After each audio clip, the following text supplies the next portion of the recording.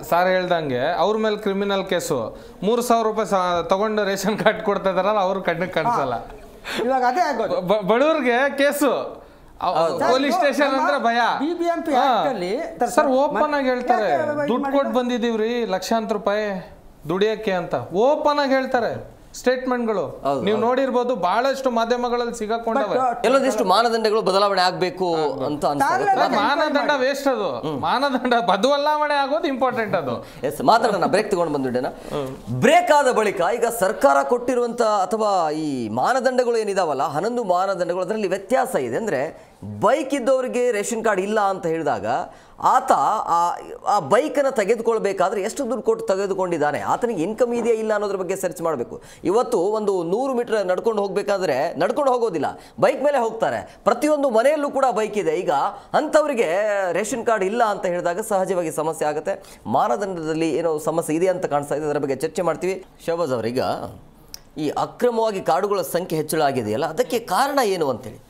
Sir ಇದಕ್ಕೆ ಕಾರಣ ಅಂತ ಹೇಳಿದ್ರೆ ಮೊದಲನೇದಾಗಿ ನಿನ್ನೆ ಒಂದು ಚರ್ಚೆ ಆಯಿತು, ಜನಸಂಖ್ಯೆ ಹೆಚ್ಚಾಗ್ತಾನೆ ಇದೆ, ಯಾವುದು ಕಮ್ಮಿ ಆಗುವಂಥ ಪರಿಸ್ಥಿತಿನೂ ಇಲ್ಲ. ಆಮೇಲೆ ಈಗ ಫುಡ್ ಆ್ಯಂಡ್ ಸೇಫ್ಟಿ ಆ್ಯಕ್ಟಲ್ಲಿ ಏನೇನು ಬದಲಾವಣೆ ಮಾಡಬೇಕಿತ್ತು ಕ್ಷಣಕ್ಕೆ ಮಾಡಬೇಕಾಗುತ್ತೆ. ಅದು ಒಂದೇ ಸತಿ ಇವತ್ತು ಬಂದ್ಬಿಟ್ಟು BPL ಕಾರ್ಡ್ನ 22 ಲಕ್ಷ BPL ಕಾರ್ಡ್ನ ನಾವು ರದ್ದುಗೊಳಿಸ್ತೀವಿ, ನಾವು ಕಂಡುಹಿಡಿತೀವಿ ಅಂತ ಸರ್ ಹೇಳಿದ್ರು.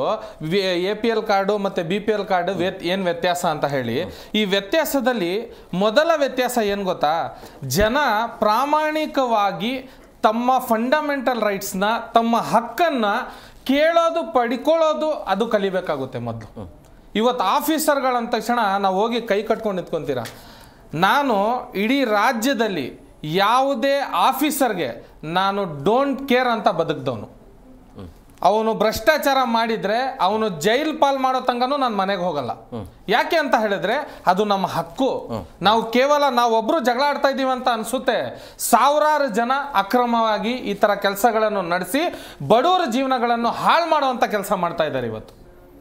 ಇದು ಬಡವ್ರಿಗೆ ಸಂಬಂಧಪಟ್ಟಿದ್ದಂಥ ಈ ಕೆಲಸಕ್ಕೆ ಯಾವ ರೀತಿ ಪ್ರಾಮಾಣಿಕವಾಗಿ ಕೆಲಸ ಮಾಡಬೇಕಿತ್ತು. ಇವತ್ತು ರೇಷನ್ ಕಾರ್ಡ್, ಇದು ರೇಷನ್ ಕಾರ್ಡು BPL ಕಾರ್ಡು ಇದು ಸಾಮಾನ್ಯ ವಿಷಯ ಅಲ್ವೇ ಅಲ್ಲ. ಇದು ಇವತ್ತು ನಾವು ಚರ್ಚೆ ಮಾಡ್ತಾ ಇದ್ದೀವಲ್ಲ, ಇದು ಸಾಮಾನ್ಯ ವಿಷಯ ಅಲ್ಲ. ಇದಕ್ಕೆ ಮಾತಾಡೋಕ್ಕೂ ಗುಣಿಗೆ ಬೇಕು, ಇದು ನಡೆಸೋಕ್ಕೂ ಗುಣಿಗೆ ಬೇಕು, ಇದು ಪದ್ಧತಿ ಅರ್ಥ ಆಗಿರಬೇಕು, ಈ ಕಾನೂನು ತಿಳ್ಕೊಂಡಿರ್ಬೇಕು. ಕಾನೂನು ಬಹಿರಂಗವಾಗಿ ಈ ಇನ್ಸ್ಪೆಕ್ಟರ್ಗಳು ಇವತ್ತು ಹೇಳಿದ್ರು ಎಷ್ಟು 1,20,000 ಅಪ್ಲಿಕೇಶನ್ಗಳು ಪೆಂಡಿಂಗ್ ಆಗಿದ್ದಾವೆ. ಇದು ಅಪ್ಲೈ ಮಾಡೋಕ್ಕೂ ಕೂಡ ಎಷ್ಟೋ ಬಡವ ಹೆಣ್ಮಕ್ಳಿಗೆ ಬರಲ್ಲ. ಹೋಗಿ ಸೈಬರ್ ಹತ್ರ ನಿಂತ್ಕೊಂಡು ಲೈನಲ್ಲಿ ನಿಂತ್ಕೊಂಡು ಇವರು CSC ಸೆಂಟರ್ ಅಂತ ಏನು ಮಾಡಿದಾರೋ ಅಲ್ಲಿ ಲೈನಲ್ಲಿ ನಿಂತ್ಕೊಂಡು ಒಂದ್ಸತಿ ಅಪ್ಲೈ ಮಾಡೋಕ್ಕೆ 300 ರೂಪಾಯಿ ಕೊಡಬೇಕು, ಸೆಕೆಂಡ್ ಟೈಮ್ ಕರೆಕ್ಷನ್ ಮಾಡೋಕ್ಕೆ 200 ರೂಪಾಯಿ ಕೊಡಬೇಕು, ಈ OTP ಹೋಗಿಲ್ಲ ಅಂದರೆ 100 ರೂಪಾಯಿ ಕೊಡಬೇಕು. ಏನು ಮನೇಲಿ ದುಡ್ದಿರೋದೆಲ್ಲ ಇವ್ರಿಗೆ ತಗೊಂಡೋಗಿ ಕೊಡ್ಬೇಕಾ? ದುಡ್ದಿರೋದೆಲ್ಲ ಇವ್ರಿಗೆ ಕೊಡ್ಬೇಕಾ ನಾವು? ಇದು ಮುಗಿಸ್ಮೇಲೆ ನೆಕ್ಸ್ಟ್ ಪ್ರೊಸೀಜರ್ ಎಲ್ಲಿಗೆ ಹೋಗುತ್ತೆ? ಆಫೀಸರ್ ಹತ್ರ. ಆಫೀಸರು ಟಿಪ್ ಟಾಪ್ ಆಗ 11 ಗಂಟೆಗೆ ಬರ್ತಾರೆ, 1 ಗಂಟೆಗೆ ಊಟಕ್ಕೆ ಹೋಗ್ತಾರೆ, 4 ಗಂಟೆಗೆ ಬರ್ತಾರೆ, 5 ಗಂಟೆಗೆ ರಜಾ. ಅವನ್ ಬಾಡಿ ಒಂದಿನ ಚಲ್ಲಾಡಿರಲ್ಲ ಆಫೀಸರ್ಗಳ. ಇದು ಆಫೀಸರ ಹೊಟ್ಟೆ ಬಿಟ್ಕೊಂಡು ಆಫೀಸರ ಇವರು ಫಿಟ್ ಆಗಿರ್ಬೇಕು, ಸ್ಟ್ರಿಕ್ಟ್ ಆಗಿರ್ಬೇಕು, ಕಾನೂನು ಪರವಾಗಿರ್ಬೇಕು, ಕಾನೂನು ಬಹಿರಂಗ ಆಗೋ ರೀತಿಯಲ್ಲಿ ನೋಡ್ಕೋಬೇಕು, ಆರ್ಟಿಕಲ್ ಸೆಕ್ಷನ್ 14 ಉಲ್ಲಂಘನೆ ಆಗದೆ ಇರುವಂತ ನೋಡ್ಬೇಕು, ಇದು ಮಾನವ ಹಕ್ಕು ಅಂತ ತಿಳ್ಕೊಂಡಿರ್ಬೇಕು. ಬಂದವ್ರಿಗೆ ಏನ್ರಿ ರೇಷನ್ ಕಾರ್ಡಾ ಆಯ್ತು ತಿಳಿಸಿ ಹೋಗ್ರಿ, ಇದು ಮಾತಾಡುವಂತ ರೀತಿಯ ಇದು ಆಫೀಸರ್ಗಳದು? ಇದು ರೀತಿಯ ಇದು ರೀತಿಯಲ್ಲ. ಆಫೀಸರ್ ಅಂದ ತಕ್ಷಣ ಕೂತ್ಕೊಂಡು ಅವರ ಗುಲಾಮರು ಅವರು. ರಾಜ್ಯ ಸರ್ಕಾರ ಅವ್ರಿಗೆ ಅಧಿಕಾರ ಕೊಟ್ಟಿದೆ ಅಂತ ಹೇಳಿದ್ರೆ ಪ್ರತಿಯೊಬ್ಬ ಆಫೀಸರು ಅವ್ರ ಗುಲಾಮರು. ಹೋಗಿ ಕೂತ್ಕೋಬೇಕು. ಇವತ್ತು ನಾರ್ಮಲ್ ಒಂದು ಪೊಲೀಸ್ ಸ್ಟೇಷನ್ಗೆ ಹೋದ್ರೆ ಒಂದು PC, HC, PSI ಇನ್ಸ್ಪೆಕ್ಟರ್ಗಳು ಆಯ್ತು ಕೂತ್ಕೊಳ್ರಮ್ಮ, ಮಾತಾಡೋಣಮ್ಮ, ಕೂತ್ಕೊಳ್ರಮ್ಮ.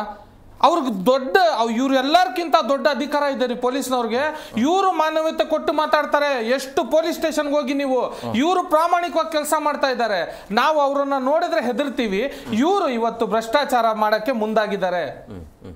ಇದನ್ನ ತಡಿವಾಣ ಹಾಕಬೇಕು. ಆಮೇಲೆ ನೀವು ಮಾನದಂಡ ಅಂತ ಹೇಳಿದ್ರಿ, ಈ ಮಾನದಂಡ ಅಲ್ಲ ಇದು ಬರೀ ಅವ್ರಿಗೆ ದಂಡ ಹಾಕಿ ದುಡ್ಡು ಬರಬೇಕು.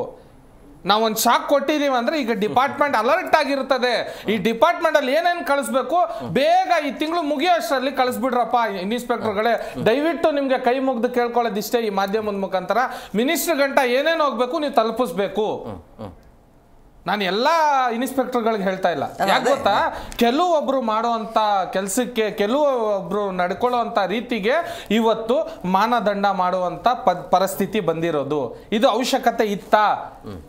ಅಲ್ಲ ಹೇಳಿ ನೀವು, ಅವಶ್ಯಕತೆ ಇತ್ತಾ ಇವ್ರಿಗೆ? ಇರ್ಲಿಲ್ಲ ಅಲ್ವಾ? ಬಹಳಷ್ಟು ಕಡೆ ಇವೆಲ್ಲ ನಡೀಬೇಕಾದ್ರೆ ನಾವಿವತ್ತು ಇದನ್ನ ಕಡಿವಾಣ ಹಾಕಬೇಕು ಅಂತ ಹೇಳಿದ್ರೆ ಕಡ್ಡಾಯವಾಗಿ ಈ ಸಿಸ್ಟಮ್ ಏನಿದೆ, ಈ ಸಿಸ್ಟಮ್ ಅಲ್ಲಿ ರೂಲ್ಸ್ ಅಂಡ್ ರೆಗ್ಯುಲೇಷನ್ ಪ್ರಕಾರ ಇವ್ರು ಯಾರು ಕೂಡ ಬರ್ದು ಹಾಕಲ್ಲ.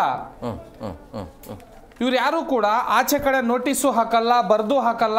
ಈ ಕಾನೂನು ಪರವಾಗಿ ನೀವು ಪಡಿತರ ಚೀಟಿಯನ್ನು ಪಡ್ಕೋಬಹುದು. ಎಲ್ಲರೂ ಬರ್ದಾಕಿರೋದು ನೋಡಿದಿರಾ ನೀವು? ಈ ಸೆಕ್ಷನ್ ಪ್ರಕಾರ ನಿಮಗೆ ಅನುಕೂಲ ಮಾಡಿಕೊಡ್ತೀವಿ. 1995 ಆಕ್ಟ್ ಪ್ರಕಾರ ಸೆಕ್ಷನ್ 54 ನಿಮ್ಗೆ ಅಧಿಕಾರ ಕೊಡುತ್ತೆ, ನೀವು ಪಡ್ಕೋಬಹುದು. ಹಾಕಿದಾರಾ? ಇಲ್ಲ. ಎಲ್ಲಾದ್ರೂ ಬೋರ್ಡ್ ಹಾಕಿದಾರ ಇವರು? ಎಲ್ಲೂ ಬೋರ್ಡ್ ಹಾಕಿಲ್ಲ.